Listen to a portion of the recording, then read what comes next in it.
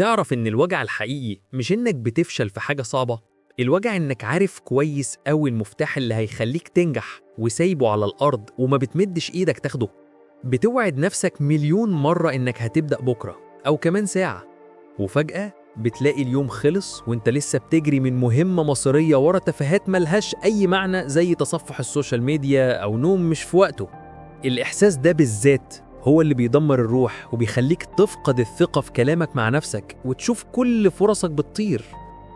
انت بتتفرج على نفسك وانت بتضيع مستقبلك بأسباب تافهة.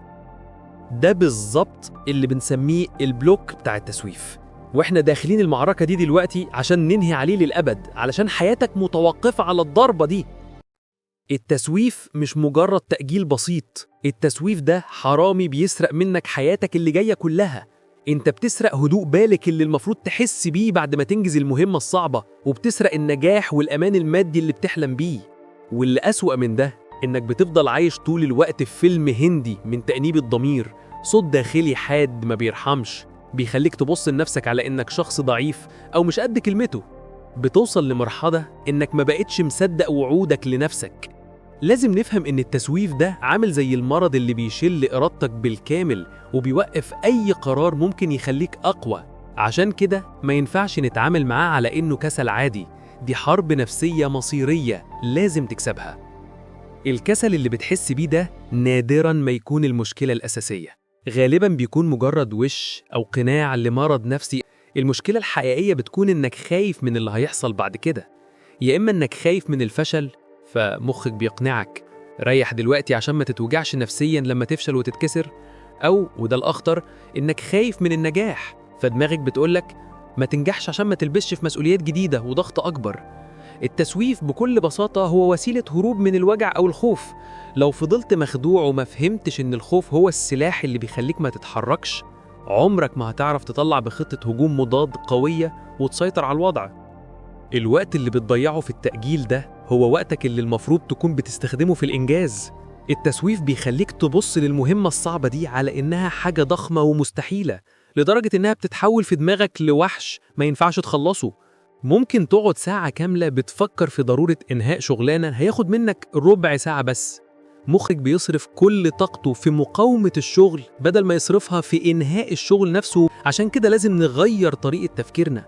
التسويف مش واحد صاحبك بيطبطب عليك، التسويف ده خصمك الأساسي اللي بيقف بكل قوته بينك وبين مستقبلك المشرق، وبيضحك عليك بقناع الراحة المؤقتة لحد ما يدمرك تماماً. أول ضربة قاضية لازم توجهها لعدو التسويف هي تطبيق قاعدة ال5 دقايق وبس. القاعدة دي بسيطة لكن مفعولها سحري. لو الشغل اللي قدامك هياخد أقل من 5 دقايق اخلصه فوراً من دون ما تفكر فيه. ولو كانت المهمة كبيرة ومرعبة، اوعد نفسك إنك هتشتغل عليها 5 دقايق فقط لا غير. مخك هيوافق على ال5 دقايق دي بسرعة لأنه وقت بسيط ومش متعب، لكن بمجرد ما تبدأ وتكسر حاجز البداية ده هتلاقي نفسك غصب عنك كملت ربع ساعة أو نص ساعة شغل. ال5 دقايق دي هي الزرار السحري اللي بيفصل التسويف وبيشغل محرك الإنجاز عندك، ودي أول خدعة عقلية هتستخدمها صح ضده. الضربة التانية هي تقنية التقطيع والتقسيم. المهام الضخمة زي تخلص المشروع هي اللي بتخلي مخك يهرب. عشان كده لازم تتعامل مع المشروع الضخم ده على إنه سلسلة من مهام أطفال صغيرة وسهلة جداً. ما تكتبش في لستة مهامك إنهاء المشروع، اكتب 1 اعمل فهرس للمشروع، 2 اكتب مقدمة من 5 سطور وبس، 3 جمع 3 مصادر معلومات بسيطة.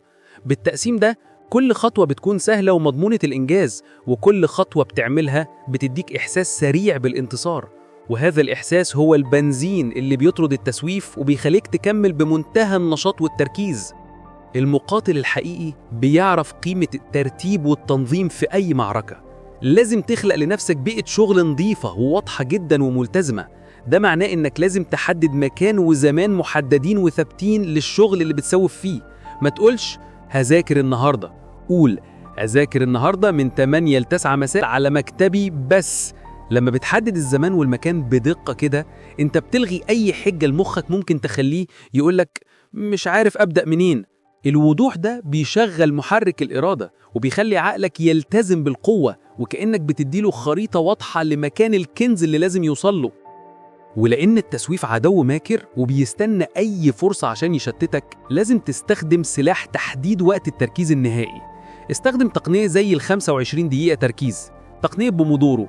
الفكرة هنا إنك بتحدد لنفسك 25 دقيقة تكون فيهم مركز بجد بدون أي تشتيت، وبعدها تاخد 5 دقايق راحة. مخك بيوافق على التركيز الكامل ل 25 دقيقة فقط لا غير. تحديد وقت قليل ومحدد للتركيز بيطمن عقلك وبيخلي التسويف يتراجع، لأنه ما يقدرش يقاومك لما بتكون محدد بوقت معين.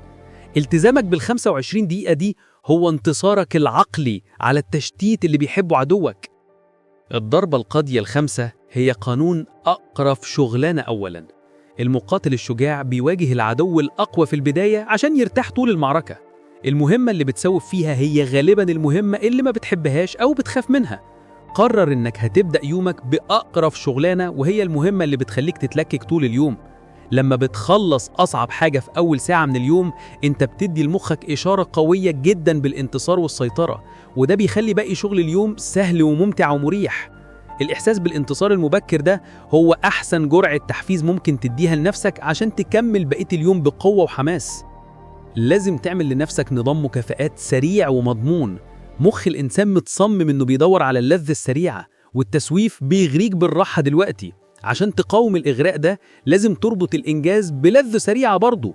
بعد ما تخلص ال5 دقايق تركيز أو تنجز مهمة صغيرة، كافئ نفسك فوراً ب5 دقايق راحة بجد مش تصفح، أو بكوباية قهوة أو أي حاجة بسيطة بتحبها. المكافأة دي بتدرب عقلك على إنه يربط الشغل والجهد بالرضا السريع، وده بيحول التسويف من عادة وحشة لروتين إيجابي بتحبه وبتستمتع بيه. المقاتل الذكي بيجهز ساحة معركته قبل ما يبدأ القتال. لازم تعمل تنظيف شامل للتشتيت في المكان اللي بتشتغل فيه. ده معناه إنك لازم تشيل أي حاجة بتشتتك من قدامك. التليفون يتحط في أوضة تانية أو على وضع الصامت بعيد عن إيدك. الإشعارات كلها تتقفل، وأي شيء ممكن يخليك تطلع من حالة التركيز لازم يتشال فوراً. البيئة اللي حواليك بتلعب دور 80% في نجاحك أو فشلك في الإنجاز. لو البيئة فيها مليون دعوة للإلهاء، التسويف هيكسب عليك بسهولة. لازم تخلق بيئة بتدعم التركيز وبتجبرك على المواجهة والعمل بجدية تامة. استخدم قوة الإعلان للناس كأداة قوية ضد التسويف. التسويف بيعيش في الضلمة وما بيحبش حد يشوفه. لما بتعلن عن هدفك أو مهمتك لشخص تاني زي شريك حياتك أو أقرب صديق، أنت بتخلق لنفسك مساءلة قدام الناس. الإحساس بأن في حد تاني عارف هدفك ومستني منك النتيجة بيخليك ملتزم أكتر، وبيعطيك دافع قوي عشان ما تخيبش ظن الشخص ده فيك. ده بيحول هدفك من مجرد رغبة شخصية إلى التزام واضح لازم يتنفذ في ميعاده المحدد. لازم تفهم إن الكمال هو صديق التسويف الأنتيم. التسويف بيغريك تستنى لحد ما تكون كل الظروف مثالية، لحد ما تكون حالتك المزاجية أحسن، لحد ما تكون كل المعلومات بين إيديك. الإيمان بالكمال ده فخ بيخليك ما تعملش أي حاجة خالص. المقاتل بيعرف إن أهم حاجة إنك تتقدم، مش إنك تكون مثالي. ابدأ باللي معاك دلوقتي، ابدأ بالمزاج اللي عندك، ابدأ بالجزء الناقص حتى لو كان بسيط. الشغل اللي بتنجزه بنسبة 70% أحسن مليون مرة من الشغل اللي لسه في دماغك بنسبة 100% وما بدأتش فيه. بطل تستخدم كلام التسويف مع نفسك ومع الناس. ما تقولش أنا مكسل ومش قادر أشتغل. قول أنا هبدأ دلوقتي 5 دقايق بس. ما تقولش أنا ما بحبش الشغل ده. قول أنا هعمل الجزء ده وهكافئ نفسي بعده. الكلام اللي بتستخدمه هو اللي بيعمل واقعك النفسي. لما بتوصف نفسك بالكسل، انت بتدي الإذن للتسويف انه يسيطر عليك. استخدم كلام المقاتل، كلام الإنجاز، كلام الفعل، كلام الحسم والانتصار على نفسك الضعيفة. لازم تحتفل بالانتصارات الصغيرة بجد. التسويف بيكسبك لأنه ما بيخليكش عندك أي إحساس بالإنجاز. بعد كل مهمة صغيرة بتخلصها حتى لو كانت بسيطة، احتفل بيها بينك وبين نفسك أو بصوت عالي. سجل أي إنجاز عملته في ورقة أو دفتر. رؤية لستة الإنجازات الصغيرة دي بتديك دفعة معنوية كبيرة، وبتثبت لعقلك بالدليل القاطع إنك شخص بينجز وقادر على الالتزام. ده بيعمل حلقة إيجابية، إنجاز صغير، احتفال، دافع لإنجاز أكبر. لازم تحط نتيجة التسويف قدام عينك بوضوح قوي. التسويف بيخليك تفكر في اللذة المؤقتة اللي هي الراحة دلوقتي، بس بينسيك التمن الباهظ اللي هتدفعه بعدين. عشان كده لازم تتخيل بوضوح صورة الألم الناتج عن التأجيل. تخيل شعورك بالإحباط والندم، تخيل خسارتك المادية، تخيل فشلت في الوصول لهدفك. الإحساس بالألم اللي ممكن يحصل ده هو البنزين العكسي اللي بيجبرك على التحرك دلوقتي وتأجيل متعة الكسل. الإحساس بالخسارة هو أقوى محفز ممكن تستخدمه لصالحك. استخدم نظام الشريك الملتزم، وهو أقوى أسلحة المقاتل.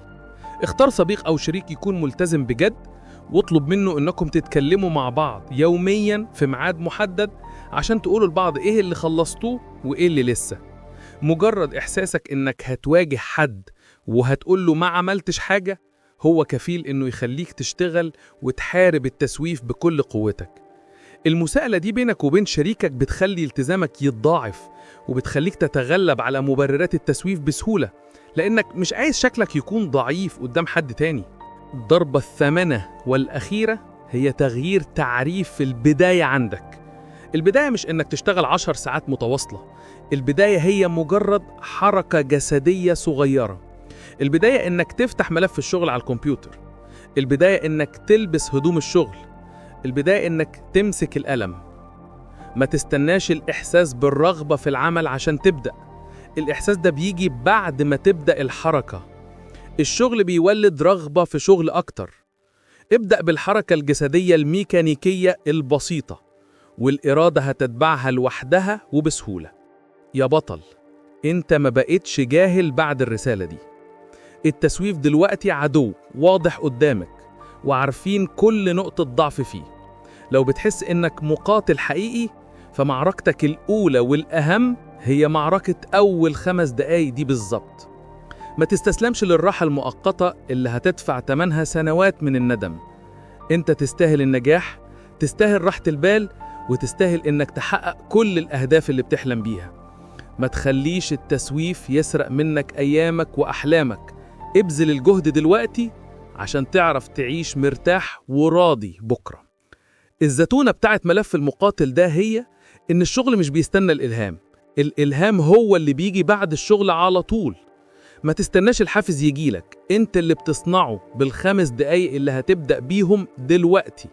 لو الرسالة دي حركت فيك ولو ذرة قوة واحدة، ما تنساش تدعم رحلة المقاتلين دي. اعمل لايك للحلقة دي عشان نوصل صوتنا لكل روح تايهة، وسيب كومنت وقول لنا ايه الشغلانة اللي كنت بتسوفها وهتقرر تبدأ فيها دلوقتي بال5 دقايق. ولو لسه ما عملتش سبسكرايب، اشترك دلوقتي عشان ما تفوتش اي خطوة في خطة النهوض. سلام عليكم.